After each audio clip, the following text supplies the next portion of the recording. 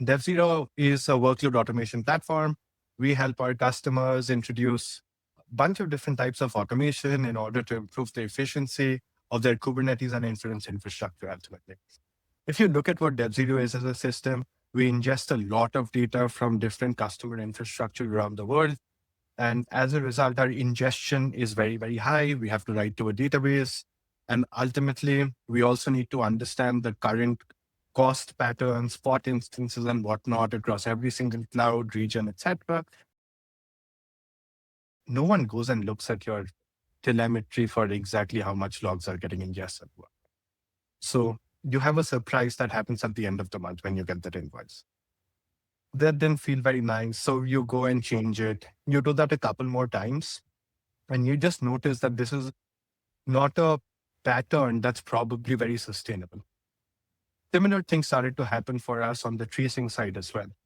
As you now start to care very, very deeply about the end user experience, we want most of our pages on our dashboard to always load under a second. In order to do that, you need very heavy traces. You don't want to sample too aggressively because then you lose a lot of context. So long and short of it is, just found ourselves spending a little bit too much time thinking about observability. Like while it's important, it's a tool. Observability is a tool for us to serve a better platform for our customers. That was one of the things. And the second thing is,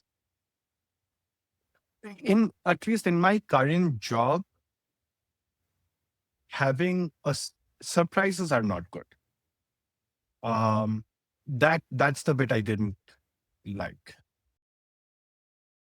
So I won't go into the exact numbers, but what I will say is like our Datadog will, even like the amount of stuff that was getting ingested, the amount of change, it was fluctuating by 15, 20% month over month. And after a few months, that gets not very enjoyable.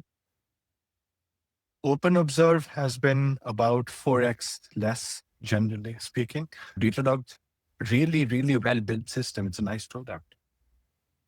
But they all start with metric, logs, and then traces has become like something that has ultimately been slapped on in some providers better than others. One thing about OpenObserve was just the way the system has been built, the timing. It has come after traces was accepted as something that the world needs. It's just simpler as a system. So that's been good. Like money is fine. One thing, we don't like surprises. We like predictability. I get all of that. I think the timing also matters. The thing is pretty fast. I think Chaitanya, you talked about how the product is actually implemented underneath using Rust, and some of those decisions have made things feel snappy.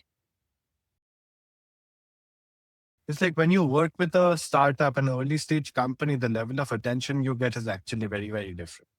I think that is something people often overlook because, oh, there's a 15-year-old company, I'm going to pick that. No, the 15-year-old company, the guy that actually builds the system isn't going to show up to a call with you. Yeah. They literally won't. And that's one of the aspects of like, because at that point in time, you hop on a quick Zoom call. The Zoom call happens in 5 minutes, not in 5 business days, right? Those things matter.